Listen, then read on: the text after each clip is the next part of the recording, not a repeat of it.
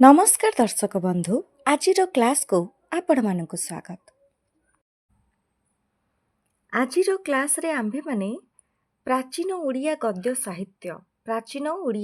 साहित्य रे जो रुद्र सुधानिधि रही सही रुद्र सुधानिधि विषय केतेक प्रश्न आलोचना करिबा।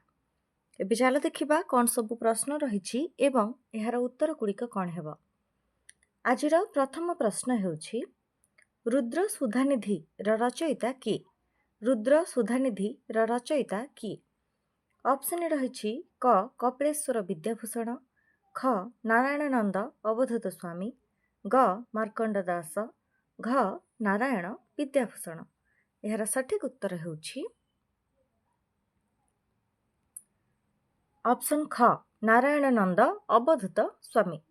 रुद्र सुधानिधि रचयिता हेउछंती नारायणानंद अवधूत स्वामी। परवर्ती प्रश्न देख कौन रही।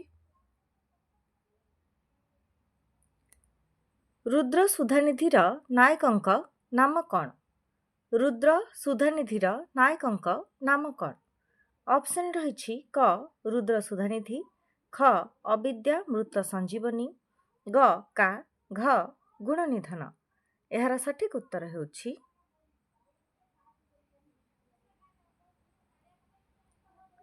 ऑप्शन क रुद्र सुधानिधि। रुद्र सुधानिधिर नायकंक नाम रुद्र सुधानिधि। परवर्ती प्रश्न देख कौन रही। रुद्र सुधानिधिर पूर्व जन्मर नाम कौन थिला? रुद्र सुधानिधिर पूर्व जन्मर नाम कौन थिला?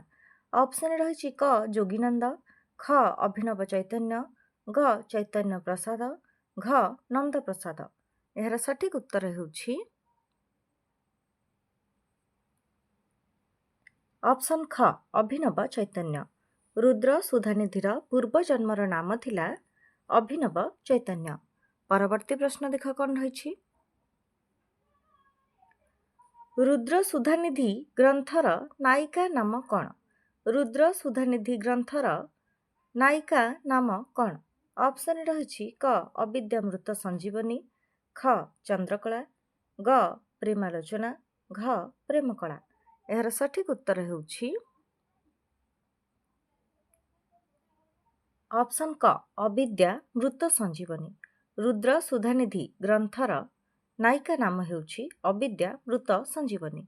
परवर्ती प्रश्न देख कौन रही। रुद्र सुधानिधि ग्रंथर प्रतिनायक किए? रुद्र सुधानिधि ग्रंथर प्रतिनायक किए?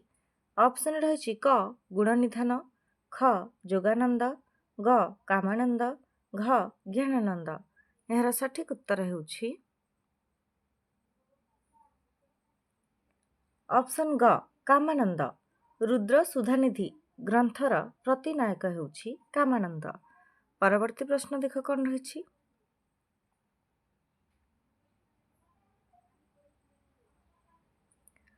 रुद्र सुधानिधि ग्रंथ को सर्वप्रथमे आलोचना परिसर को किए आनिथिले? रुद्र सुधानिधि ग्रंथ को सर्वप्रथमे आलोचना परिसर को किए आनिथिले? ऑप्शन रही क आर्तवल्लभ महांती, ख कृष्णचरण साहू, ग कृपासिंधु महांती, घ मार्कंड दास। यार सठिक उत्तर हेउछि ऑप्शन क आर्तवल्लभ महांती। रुद्र सुधानिधि ग्रंथ को सर्वप्रथमे आलोचना परिसर को आर्तवल्लभ महांती आनिथिले। परवर्ती प्रश्न देख कौन रही। किए बसंत ऋतुर तारांक मेଳରେ जह्नंक परी दिसुथिले? किए बसंत ऋतुर तारांक मेଳରେ जह्नंक परी दिसुथिले? ऑप्शन रही क कृष्ण, ख पार्वती, ग शिव, घ रुद्र सुधानिधि। यार सठिक उत्तर हेउछि ऑप्शन ग शिव।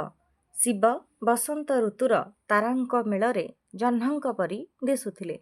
परवर्ती प्रश्न देख कौन रही। रुद्र सुधानिधिर पूर्णांग संपादना किए करथिले? रुद्र सुधानिधिर पूर्णांग संपादना किए करथिले? ऑप्शन रही क कृष्णचरण साहू, ख करुणाकर कर, ग आर्तवल्लभ महांती, घ कुंज बिहारी दास। यार सठिक उत्तर ହେଉଛି ऑप्शन ख करुणाकर कर। रुद्र सुधानिधिर पूर्णांग संपादना करुणाकर कर କରିଥିଲେ। ପରବର୍ତ୍ତୀ ପ୍ରଶ୍ନ ଦେଖ କ'ଣ ରହିଛି।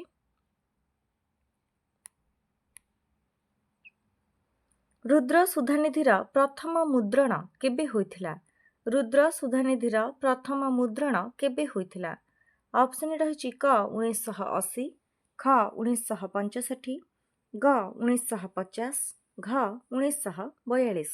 ଏହାର ସଠିକ ଉତ୍ତର ହେଉଛି ଅପସନ୍ ଖ 1965। ରୁଦ୍ର ସୁଧାନିଧିର ପ୍ରଥମ ମୁଦ୍ରଣ 1965 ମସିହାରେ ହୋଇଥିଲା। ପରବର୍ତ୍ତୀ ପ୍ରଶ୍ନ ଦେଖ କ'ଣ ରହିଛି। କେବେ କରୁଣାକର କର ନିମାପଡ଼ା ଟୋଲର ପଣ୍ଡିତଙ୍କ ଠାରୁ ରୁଦ୍ର ସୁଧାନିଧି ପୋଥି ପ୍ରାପ୍ତ କରିଥିଲେ? କେବେ କରୁଣାକର କର ନିମାପଡ଼ା ଟୋଲର ପଣ୍ଡିତଙ୍କ ଠାରୁ ରୁଦ୍ର ସୁଧାନିଧି ପୋଥି ପ୍ରାପ୍ତ କରିଥିଲେ? ଅପସନ୍ ରହିଛି କ 1980, ଖ 1936, ଗ 1935, ଘ 1938। ଏହାର ସଠିକ ଉତ୍ତର ହେଉଛି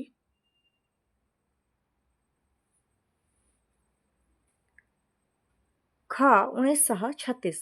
1936 ମସିହାରେ କରୁଣାକର କର ନିମାପଡ଼ା ଟୋଲର ପଣ୍ଡିତଙ୍କ ଠାରୁ ରୁଦ୍ର ସୁଧାନିଧି ପୋଥି ପ୍ରାପ୍ତ କରିଥିଲେ। ପରବର୍ତ୍ତୀ ପ୍ରଶ୍ନ ଦେଖ କ'ଣ ରହିଛି। କାମାନନ୍ଦ ଯୋଗୀ ଗ୍ରହଣ କରିଥିବା ବିଦ୍ୟାକୁ କିଏ କାମାନନ୍ଦଙ୍କୁ ପ୍ରଦାନ କରିଥିଲେ? କାମାନନ୍ଦ ଯୋଗୀ ଗ୍ରହଣ କରିଥିବା ବିଦ୍ୟାକୁ କିଏ କାମାନନ୍ଦଙ୍କୁ ପ୍ରଦାନ କରିଥିଲେ? ଅପସନ୍ ରହିଛି କ ଭୁବନେଶ୍ୱରୀ, ଖ ସରସ୍ୱତୀ, ଗ ପାର୍ବତୀ, ଘ ଶାରଦା। ଏହାର ସଠିକ ଉତ୍ତର ହେଉଛି କ ଭୁବନେଶ୍ୱରୀ।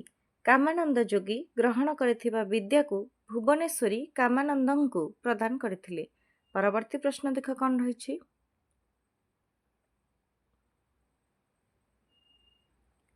ରୁଦ୍ର ସୁଧାନିଧିର ବିଦ୍ୟାଗୁରୁ କିଏ? ରୁଦ୍ର ସୁଧାନିଧିର ବିଦ୍ୟାଗୁରୁ କିଏ? ଅପସନ୍ ରହିଛି କ ଗୁଣନିଧନ, ଖ ଉଦୟନ ଆଚାର୍ଯ୍ୟ, ଗ ଜ୍ଞାନାନନ୍ଦ, ଘ ପାର୍ବତୀ। ଏହାର ସଠିକ ଉତ୍ତର ହେଉଛି ଖ ଉଦୟନ ଆଚାର୍ଯ୍ୟ। ରୁଦ୍ର ସୁଧାନିଧିର ବିଦ୍ୟାଗୁରୁ ହେଉଛନ୍ତି ଉଦୟନ ଆଚାର୍ଯ୍ୟ। ପରବର୍ତ୍ତୀ ପ୍ରଶ୍ନ ଦେଖ କ'ଣ ରହିଛି।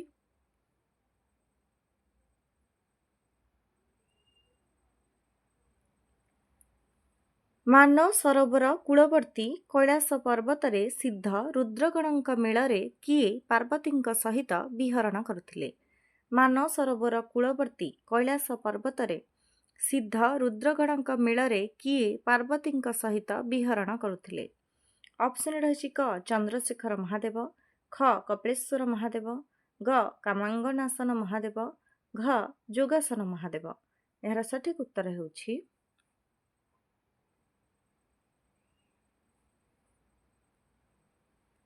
ଅପସନ୍ ଗ କାମାଙ୍ଗନାଶନ ମହାଦେବ। ମାନ ସରୋବର କୂଳବର୍ତ୍ତୀ କୈଳାସ ପର୍ବତରେ ସିଦ୍ଧ ରୁଦ୍ରଗଣଙ୍କ ମେଳରେ କାମାଙ୍ଗନାଶନ ମହାଦେବ ପାର୍ବତୀଙ୍କ ସହିତ ବିହରଣ କରୁଥିଲେ।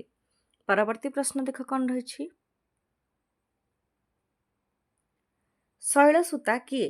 ଶୈଳସୂତା କିଏ? ଅପସନ୍ ରହିଛି କ ଲକ୍ଷ୍ମୀ, ଖ ସରସ୍ୱତୀ, ଗ ପାର୍ବତୀ, ଘ ଶାରଦା। ଏହାର ସଠିକ ଉତ୍ତର ହେଉଛି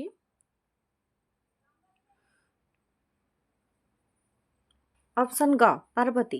ପାର୍ବତୀ ହେଉଛନ୍ତି ଶୈଳସୂତା। ପରବର୍ତ୍ତୀ ପ୍ରଶ୍ନ ଦେଖ କ'ଣ ରହିଛି। କିଏ ଜ୍ଞାନାନନ୍ଦରେ ଯୁକ୍ତ ହୋଇ ଜୀବନମୁକ୍ତ ଅବସ୍ଥାରେ ଥିଲେ? କିଏ ଜ୍ଞାନାନନ୍ଦରେ ଯୁକ୍ତ ହୋଇ ଜୀବନମୁକ୍ତ ଅବସ୍ଥାରେ ଥିଲେ? ଅପସନ୍ ରହିଛି କ ମହାଦେବ, ଖ ପାର୍ବତୀ, ଗ ଲକ୍ଷ୍ମୀ, ଘ ରୁଦ୍ରଗଣ। ଏହାର ସଠିକ ଉତ୍ତର ହେଉଛି ଅପସନ୍ ଘ ରୁଦ୍ରଗଣ। ରୁଦ୍ରଗଣମାନେ ଜ୍ଞାନାନନ୍ଦରେ ଯୁକ୍ତ ହୋଇ ଜୀବନମୁକ୍ତ ଅବସ୍ଥାରେ ଥିଲେ। ପରବର୍ତ୍ତୀ ପ୍ରଶ୍ନ ଦେଖ କ'ଣ ରହିଛି।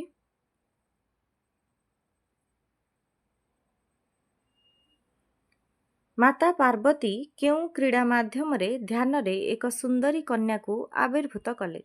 ମାତା ପାର୍ବତୀ କେଉଁ କ୍ରୀଡ଼ା ମାଧ୍ୟମରେ ଧ୍ୟାନରେ ଏକ ସୁନ୍ଦରୀ କନ୍ୟାକୁ ଆବିର୍ଭୂତ କଲେ? ଅପସନ୍ ରହିଛି କ କୌତୁକ କ୍ରୀଡ଼ା, ଖ ଯୋଗ କୌତୁକ କ୍ରୀଡ଼ା, ଘ ଆତ୍ମକୌତୁକ କ୍ରୀଡ଼ା, ଘ ବାଲ୍ୟ କ୍ରୀଡ଼ା। ଏହାର ସଠିକ୍ ଉତ୍ତର ହେଉଛି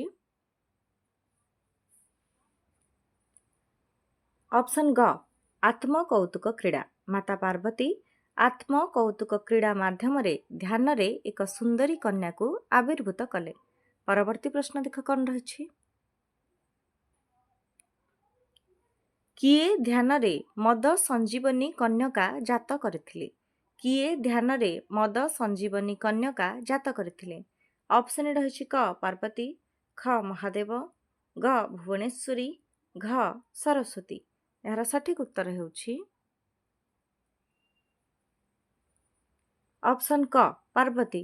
ପାର୍ବତୀ ଧ୍ୟାନରେ ମଦ ସଞ୍ଜୀବନୀ କନ୍ୟକା ଜାତ କରିଥିଲେ। ପରବର୍ତ୍ତୀ ପ୍ରଶ୍ନ ଦେଖ କ'ଣ ରହିଛି। କିଏ ସୁନ୍ଦରୀ କନ୍ୟାକୁ ଦେଖି ମୃଗତୃଷ୍ଣା ରଜ୍ଜୁ ଏଟା ଇ ନୁହଁ ରଜ୍ଜୁ ସର୍ପଭ୍ରମ ମୃଗତୃଷ୍ଣା ରଜ୍ଜୁ ସର୍ପଭ୍ରମ ଓ ବ୍ରହ୍ମମୟ ବୋଲି ବିଚାର କଲେ? କିଏ ସୁନ୍ଦରୀ କନ୍ୟାକୁ ଦେଖି ମୃଗତୃଷ୍ଣା ରଜ୍ଜୁ ସର୍ପଭ୍ରମ ଓ ବ୍ରହ୍ମମୟ ବୋଲି ବିଚାର କଲେ? ଅପସନ୍ ରହିଛି କ ଲକ୍ଷ୍ମୀ, ଖ ନାରାୟଣ, ଗ ରୁଦ୍ରଗଣ, ଘ ମହାଦେବ। ଏହାର ସଠିକ୍ ଉତ୍ତର ହେଉଛି ଗ ରୁଦ୍ରଗଣ। ରୁଦ୍ରଗଣମାନେ ସୁନ୍ଦରୀ କନ୍ୟାକୁ ଦେଖି ମୃଗତୃଷ୍ଣା ରଜ୍ଜୁ ସର୍ପଭ୍ରମ ଓ ବ୍ରହ୍ମମୟ ବୋଲି ବିଚାର କଲେ। ପରବର୍ତ୍ତୀ ପ୍ରଶ୍ନ ଦେଖ କ'ଣ ରହିଛି। ଅଭିନବ ଚୈତନ୍ୟ କାହା ଅଭିଶାପରେ ବିମଥିତ ହୋଇଥିଲା? ଅଭିନବ ଚୈତନ୍ୟ କାହା ଅଭିଶାପରେ ବିମଥିତ ହୋଇଥିଲା? ଅପସନ୍ ରହିଛି କ ପାର୍ବତୀ, ଖ ମହାଦେବ, ଗ ଭୁବନେଶ୍ୱରୀ, ଘ ନାରାୟଣ। ଏହାର ସଠିକ୍ ଉତ୍ତର ହେଉଛି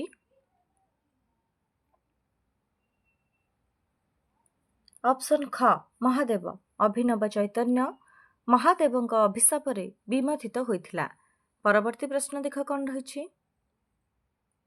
ଅଭିନବ ଚୈତନ୍ୟ କେତେ ବର୍ଣ୍ଣ ଭେଦରେ ଶିବଙ୍କୁ ସ୍ତୁତି କରିଥିଲା?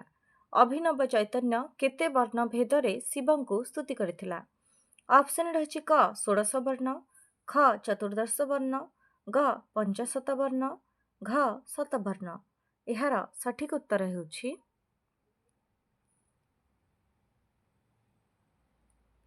ଅପସନ୍ ଗ 65 ବର୍ଣ୍ଣ। ଅଭିନବ ଚୈତନ୍ୟ 65 ବର୍ଣ୍ଣ ଭେଦରେ ଶିବଙ୍କୁ ସ୍ତୁତି କରିଥିଲା। ପରବର୍ତ୍ତୀ ପ୍ରଶ୍ନ ଦେଖ କ'ଣ ରହିଛି। ରୁଦ୍ର ସୁଧାନିଧି କାହା କୋଳରେ ଜନ୍ମ ଲାଭ କରିଥିଲା? ରୁଦ୍ର ସୁଧାନିଧି କାହା କୋଳରେ ଜନ୍ମ ଲାଭ କରିଥିଲା? ଅପସନ୍ ରହିଛି କ ଶଶିପ୍ରଭା, ଖ ଶଶିକଳା, ଗ କୋକିଳାବତୀ, ଘ ପ୍ରେମକଳା। ଏହାର ସଠିକ୍ ଉତ୍ତର ହେଉଛି ଅପସନ୍ କ ଶଶିପ୍ରଭା।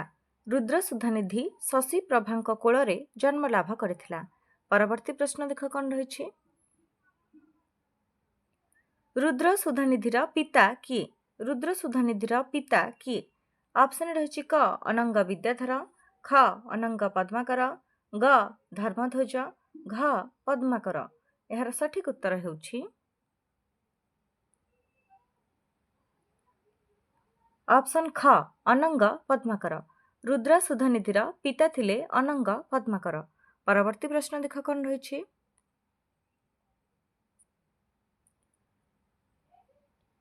ବସୁଧା ମଣ୍ଡନ କଟକ କେଉଁ ନଦୀ ତୀରରେ ଅବସ୍ଥିତ? ବସୁଧା ମଣ୍ଡନ କଟକ କେଉଁ ନଦୀ ତୀରରେ ଅବସ୍ଥିତ? ଅପସନ୍ ରହିଛି କ ରାଜତରଙ୍ଗିଣୀ, ଖ ଅମୃତ ତରଙ୍ଗିଣୀ, ଗ ମାନସରୋବର, ଘ ଶ୍ୱେତ ସରୋବର। ଏହାର ସଠିକ୍ ଉତ୍ତର ହେଉଛି ଅପସନ୍ ଖ ଅମୃତ ତରଙ୍ଗିଣୀ। ବସୁଧା ମଣ୍ଡନ କଟକ ଅମୃତ ତରଙ୍ଗିଣୀ ନଦୀ ତୀରରେ ଅବସ୍ଥିତ। ପରବର୍ତ୍ତୀ ପ୍ରଶ୍ନ ଦେଖ କ'ଣ ରହିଛି। ରୁଦ୍ର ସୁଧାନିଧି ଗ୍ରନ୍ଥରେ ନାୟିକାର କଣ୍ଠସ୍ୱର କାହା ସହ ତୁଳନୀୟ? ରୁଦ୍ର ସୁଧାନିଧି ଗ୍ରନ୍ଥରେ ନାୟିକାର କଣ୍ଠସ୍ୱର କାହା ସହ ତୁଳନୀୟ? ଅପସନ୍ ରହିଛି କ ସ୍ମରସାରିକା, ख କୋକିଳ, ଗ ଶୁଆ, ଘ ମୟୂର। ଏହାର ସଠିକ୍ ଉତ୍ତର ହେଉଛି ଅପସନ୍ କ ସ୍ମର ସାରିକା। ରୁଦ୍ର ସୁଧାନିଧି ଗ୍ରନ୍ଥରେ ନାୟିକାର କଣ୍ଠସ୍ୱର ସ୍ମର ସାରିକା ସହ ତୁଳନୀୟ। ପରବର୍ତ୍ତୀ ପ୍ରଶ୍ନ ଦେଖ କ'ଣ ରହିଛି।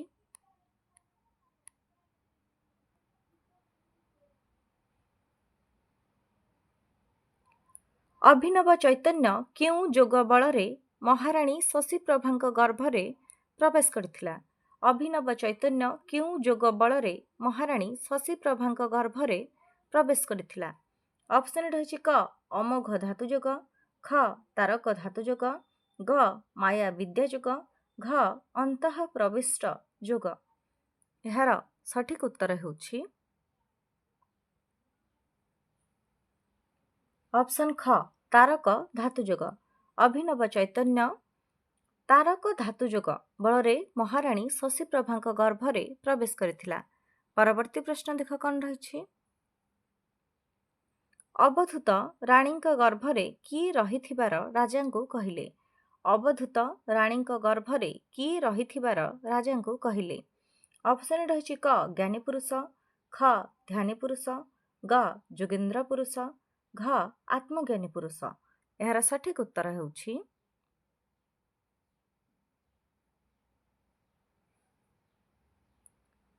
ଅପସନ୍ ଗ ଯୋଗେନ୍ଦ୍ର ପୁରୁଷ। ଅବଧୂତ ରାଣୀଙ୍କ ଗର୍ଭରେ ଯୋଗେନ୍ଦ୍ର ପୁରୁଷ ରହିଥିବାର ରାଜାଙ୍କୁ କହିଲେ। ପରବର୍ତ୍ତୀ ପ୍ରଶ୍ନ ଦେଖ କ'ଣ ରହିଛି। ଅବଧୂତ ଆପାନ ପବନ ମାଧ୍ୟମରେ କେଉଁ ବାଟେ ରାଣୀଙ୍କ ଗର୍ଭକୁ ପ୍ରବେଶ କରିଥିଲେ? ଅବଧୂତ ଆପାନ ପବନ ମାଧ୍ୟମରେ କେଉଁ ବାଟେ ରାଣୀଙ୍କ ଗର୍ଭକୁ ପ୍ରବେଶ କରିଥିଲେ? ଅପସନ୍ ରହିଛି କ ବାମନାସା,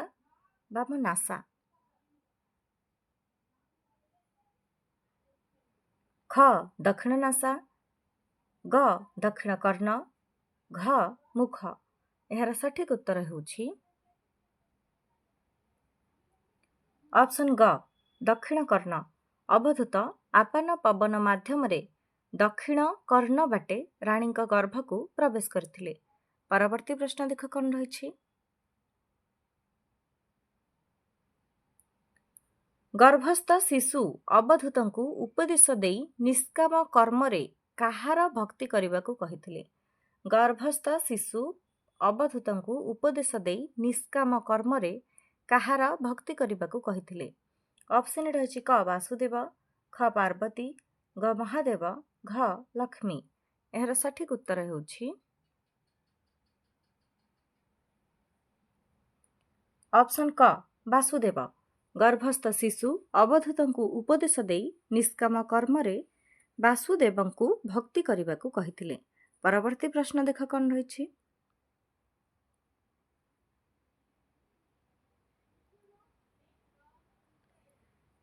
ଜନ୍ମ ପରେ ଅବଧୂତ ଜ୍ଞାନାନନ୍ଦ ସହିତ କେଉଁ ପର୍ବତରେ ସାକ୍ଷାତ ହେବା ପାଇଁ ଗର୍ଭସ୍ଥ ଶିଶୁଟି ଆଶ୍ୱାସନା ଦେଇଥିଲେ? ଜନ୍ମ ପରେ ଅବଧୂତ ଜ୍ଞାନାନନ୍ଦ ସହିତ କେଉଁ ପର୍ବତରେ ସାକ୍ଷାତ ହେବା ପାଇଁ ଗର୍ଭସ୍ଥ ଶିଶୁଟି ଆଶ୍ୱାସନା ଦେଇଥିଲେ? ଅପସନ୍ ରହିଛି କ ଉଦୟନ ପର୍ବତ, ଖ କାଞ୍ଚନକର ପର୍ବତ, ଗ କାଳିଞ୍ଜନ ପର୍ବତ, ଘ କୈଳାସ ପର୍ବତ। ଏହାର ସଠିକ୍ ଉତ୍ତର ହେଉଛି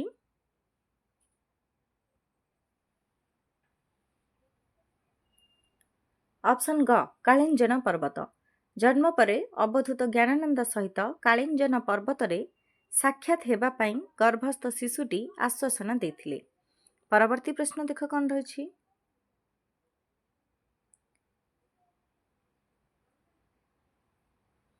କେଉଁଦିନ ରାଣୀ ଶଶୀପ୍ରଭାଙ୍କ ଗର୍ଭରୁ ଏକ ପୁତ୍ର ସନ୍ତାନ ଜନ୍ମ ହେଲା?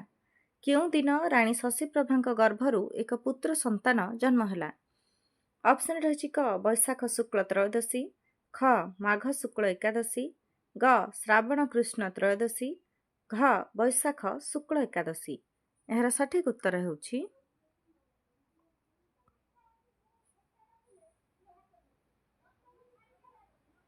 ଅପସନ୍ କ ବୈଶାଖ ଶୁକ୍ଳ ତ୍ରୟୋଦଶୀ। ବୈଶାଖ ଶୁକ୍ଳ ତ୍ରୟୋଦଶୀ ଦିନ ରାଣୀ ଶଶୀପ୍ରଭାଙ୍କ ଗର୍ଭରୁ ଏକ ପୁତ୍ର ସନ୍ତାନ ଜନ୍ମ ହେଲା। ପରବର୍ତ୍ତୀ ପ୍ରଶ୍ନ ଦେଖ କ'ଣ ରହିଛି।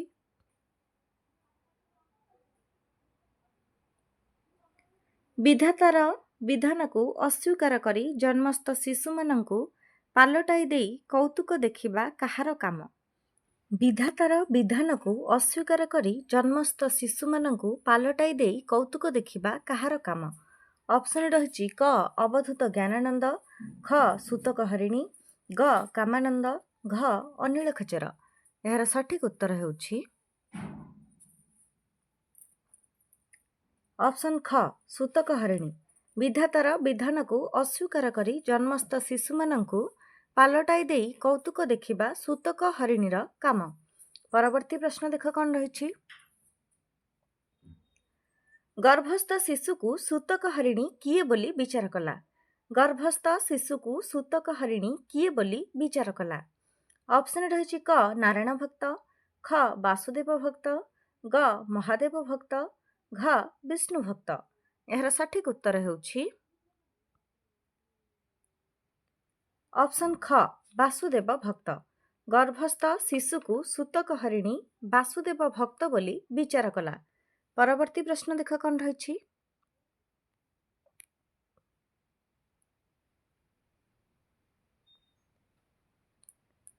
କୁମର କାହାକୁ କହିଥିଲା ତୋ ତହୁଁ ଦୁଃଖୀ ଜନ୍ମ ନାହିଁ? କୁମର କାହାକୁ କହିଥିଲା ତୋ ତହୁଁ ଦୁଃଖୀ ଜନ୍ମ ନାହିଁ? ଅପସନ୍ ରହିଛି କ ଅନିଳ ଖେଚର, ଖ ସୂତକ ହରିଣୀ, ଗ ଭୂତ ଚୂଡ଼ାମଣି, ଘ ଜ୍ଞାନାନନ୍ଦ। ଏହାର ସଠିକ ଉତ୍ତର ହେଉଛି ଅପସନ୍ ଖ ସୂତକ ହରିଣୀ।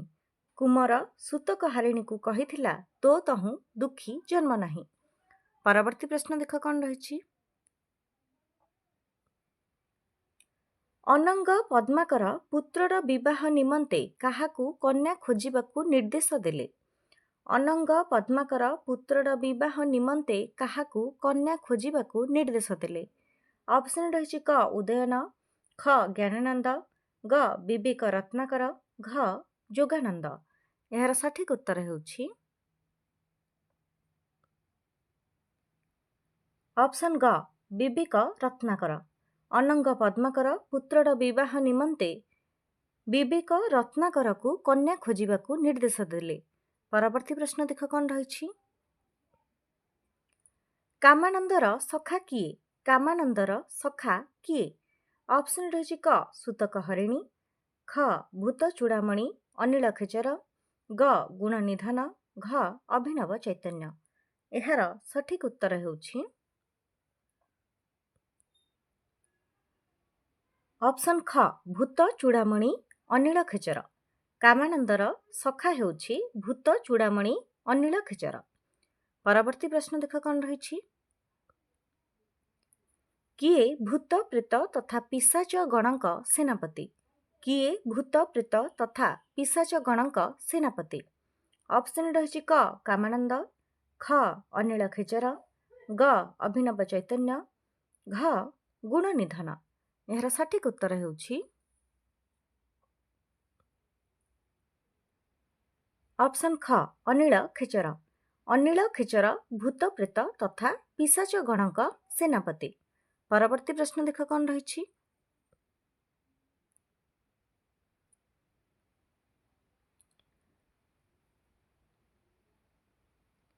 ଅବିଦ୍ୟା ମୃତ ସଞ୍ଜୀବନୀ କନ୍ୟା ପାର୍ବତୀଙ୍କ କଥାରେ କେଉଁ ନଦୀ କୂଳରେ ତପୋଚାରଣ କରୁଥିଲା? ଅବିଦ୍ୟା ମୃତ ସଞ୍ଜୀବନୀ କନ୍ୟା ପାର୍ବତୀଙ୍କ କଥାରେ କେଉଁ ନଦୀ କୂଳରେ ତପୋଚାରଣ କରୁଥିଲା? ଅପସନ୍ ରହିଛି କ ଶ୍ୱେତ ସରୋବର, ଖ କାଳିନ୍ଦୀ ନଦୀ, ଗ ମାନସରୋବର, ଘ ଗଙ୍ଗା ନଦୀ। ଏହାର ସଠିକ ଉତ୍ତର ହେଉଛି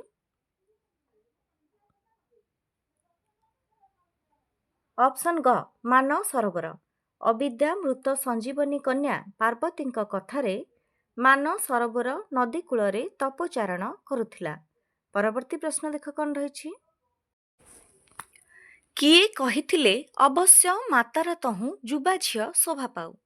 କିଏ କହିଥିଲେ ଅବଶ୍ୟ ମାତାର ତହୁଁ ଯୁବା ଝିଅ ଶୋଭା ପାଉ? ଅପସନ୍ ରହିଛି କ ଅମରିଗଣ, ଖ ଲକ୍ଷ୍ମୀ, ଗ ପାର୍ବତୀ, ଘ ରୁଦ୍ରଗଣ। ଏହାର ସଠିକ ଉତ୍ତର ହେଉଛି ଅପସନ୍ କ ଅମରିଗଣ। ଅମରିଗଣ କହିଥିଲେ ଅବଶ୍ୟ ମାତାର ତହୁଁ ଯୁବା ଝିଅ ଶୋଭା ପାଉ। ପରବର୍ତ୍ତୀ ପ୍ରଶ୍ନ ଦେଖ କ'ଣ ରହିଛି। ପୃଥ୍ୱୀ ତିଳକ କଟକର ରାଜା କିଏ ଥିଲେ? ପୃଥ୍ୱୀ ତିଳକ କଟକର ରାଜା କିଏ ଥିଲେ? ଅପସନ୍ ରହିଛି କ ଅନଙ୍ଗ ପଦ୍ମକର, ଖ ଧର୍ମଧ୍ୱଜ, ଗ ଅନଙ୍ଗ ଭୀମ, ଘ କପିଳଧ୍ୱଜ। ଏହାର ସଠିକ ଉତ୍ତର ହେଉଛି ଅପସନ୍ ଖ ଧର୍ମଧ୍ୱଜ। ପୃଥ୍ୱୀ ତିଳକ କଟକର ରାଜା ଧର୍ମଧ୍ୱଜ ଥିଲେ। ପରବର୍ତ୍ତୀ ପ୍ରଶ୍ନ ଦେଖ କ'ଣ ରହିଛି। ଧର୍ମଧ୍ୱଜଙ୍କ ପାଟରାଣୀ କିଏ ଥିଲେ? ଧର୍ମଧ୍ୱଜଙ୍କ ପାଟରାଣୀ କିଏ ଥିଲେ? ଅପସନ୍ ରହିଛି କ ପ୍ରେମାଲୋଚନା, ଖ କୋକିଳାବତୀ, ଗ ପ୍ରେମକଳା, ଘ ଚନ୍ଦ୍ରକଳା। ଏହାର ସଠିକ ଉତ୍ତର ହେଉଛି ଅପସନ୍ ଖ କୋକିଳାବତୀ। ଅପସନ୍ ଖ କୋକିଳାବତୀ। ଧର୍ମଧ୍ୱଜଙ୍କ ପାଟରାଣୀ ଥିଲେ କୋକିଳାବତୀ। ପରବର୍ତ୍ତୀ ପ୍ରଶ୍ନ ଦେଖ କ'ଣ ରହିଛି। ରାଣୀ କୋକିଳାବତୀ କାହାର ଉପାସିକା ଥିଲେ? ରାଣୀ କୋକିଳାବତୀ କାହାର ଉପାସିକା ଥିଲେ? ଅପସନ୍ ରହିଛି କ ମା ଲକ୍ଷ୍ମୀ, ଖ ମା ପାର୍ବତୀ, ଗ ଭୁବନେଶ୍ୱରୀ, ଘ ମା ଶାରଦା। ଏହାର ସଠିକ ଉତ୍ତର ହେଉଛି ଅପସନ୍ କ ମା ଲକ୍ଷ୍ମୀ। ରାଣୀ କୋକିଳାବତୀ ମା ଲକ୍ଷ୍ମୀଙ୍କର ଉପାସିକା ଥିଲେ। ପରବର୍ତ୍ତୀ ପ୍ରଶ୍ନ ଦେଖ କ'ଣ ରହିଛି। କେଉଁ ବିଦ୍ୟା ବଳରେ କାମାନନ୍ଦ ମାୟାମୟ ରଥ ନିର୍ମାଣ କଲା? କେଉଁ ବିଦ୍ୟା ବଳରେ କାମାନନ୍ଦ ମାୟାମୟ ରଥ ନିର୍ମାଣ କଲା? ଅପସନ୍ ରହିଛି କ ଉଲୁକ ବିଦ୍ୟା, ଖ ଜାଳନ୍ଧରୀ ବିଦ୍ୟା, ଗ ଇନ୍ଦ୍ରଜାଲ ବିଦ୍ୟା, ଘ ମୋହନ ବିଦ୍ୟା। ଏହାର ସଠିକ ଉତ୍ତର ହେଉଛି ଅପସନ୍ ଖ ଜାଳନ୍ଧରୀ ବିଦ୍ୟା। ଜାଳନ୍ଧରୀ ବିଦ୍ୟା। ଜାଳନ୍ଧରୀ ବିଦ୍ୟା ବଳରେ କାମାନନ୍ଦ ମାୟାମୟ ରଥ ନିର୍ମାଣ କଲା। ପରବର୍ତ୍ତୀ ପ୍ରଶ୍ନ ଦେଖ କ'ଣ ରହିଛି। କାମାନନ୍ଦ ଯୋଗୀ କାହା ମାଧ୍ୟମରେ ମାୟାପୁର ନିର୍ମାଣ କଲା? କାମାନନ୍ଦ ଯୋଗୀ କାହା ମାଧ୍ୟମରେ ମାୟାପୁର ନିର୍ମାଣ କଲା? ଅପସନ୍ ରହିଛି କ ମନୋହରୀ ଯକ୍ଷିଣୀ, ଖ ପ୍ରୀତିପ୍ରିୟା ଦ୍ରାକ୍ଷିଣୀ, ଗ ଭୈରବୀ ଚଣ୍ଡୀ, ଘ ରତିପ୍ରିୟା ଦ୍ରାକ୍ଷିଣୀ। ଏହାର ସଠିକ ଉତ୍ତର ହେଉଛି ଅପସନ୍ ଘ ରତିପ୍ରିୟା ଦ୍ରାକ୍ଷିଣୀ। କାମାନନ୍ଦ ଯୋଗୀ ରତିପ୍ରିୟା ଦ୍ରାକ୍ଷିଣୀ ମାଧ୍ୟମରେ ମାୟାପୁର ନିର୍ମାଣ କଲା। ପରବର୍ତ୍ତୀ ପ୍ରଶ୍ନ ଦେଖ କ'ଣ ରହିଛି। କାମାନନ୍ଦ ପୃଥ୍ୱୀ ତିଳକ କଟକର ସମସ୍ତ ଖବର ଓ କନ୍ୟାର ପ୍ରସଙ୍ଗ ବୁଝିବାକୁ କାହାକୁ ପଠାଇଥିଲା? କାମାନନ୍ଦ ପୃଥ୍ୱୀ ତିଳକ କଟକର ସମସ୍ତ ଖବର ଓ କନ୍ୟାର ପ୍ରସଙ୍ଗ ବୁଝିବାକୁ କାହାକୁ ପଠାଇଥିଲା? ଅପସନ୍ ରହିଛି କ ଅନିଳ ଖେଚର, ଖ ଭୈରବ ଚଣ୍ଡୀ, ଗ ବେତାଳ, ଘ କଙ୍କାଳମୁଖା। ଏହାର ସଠିକ ଉତ୍ତର ହେଉଛି ଅପସନ୍ ଘ କଙ୍କାଳମୁଖା। କାମାନନ୍ଦ ପୃଥ୍ୱୀ ତିଳକ କଟକର ସମସ୍ତ ଖବର ଓ କନ୍ୟାର ପ୍ରସଙ୍ଗ ବୁଝିବାକୁ କଙ୍କାଳମୁଖାକୁ ପଠାଇଥିଲା। ପରବର୍ତ୍ତୀ ପ୍ରଶ୍ନ ଦେଖ କ'ଣ ରହିଛି। ରୁଦ୍ର ସୁଧାନିଧିର ସଖା କିଏ? ରୁଦ୍ର ସୁଧାନିଧିର ସଖା କିଏ? ଅପସନ୍ ରହିଛି କ ଚତୁରଙ୍ଗ, ଖ କାମାନନ୍ଦ, ଗ ଉଦୟନ, ଘ ବିନାୟକ। ଏହାର ସଠିକ ଉତ୍ତର ହେଉଛି ଅପସନ୍ କ ଚତୁରଙ୍ଗ। ରୁଦ୍ର ସୁଧାନିଧିର ସଖା ହେଉଛି ଚତୁରଙ୍ଗ। ପରବର୍ତ୍ତୀ ପ୍ରଶ୍ନ ଦେଖ କ'ଣ ରହିଛି।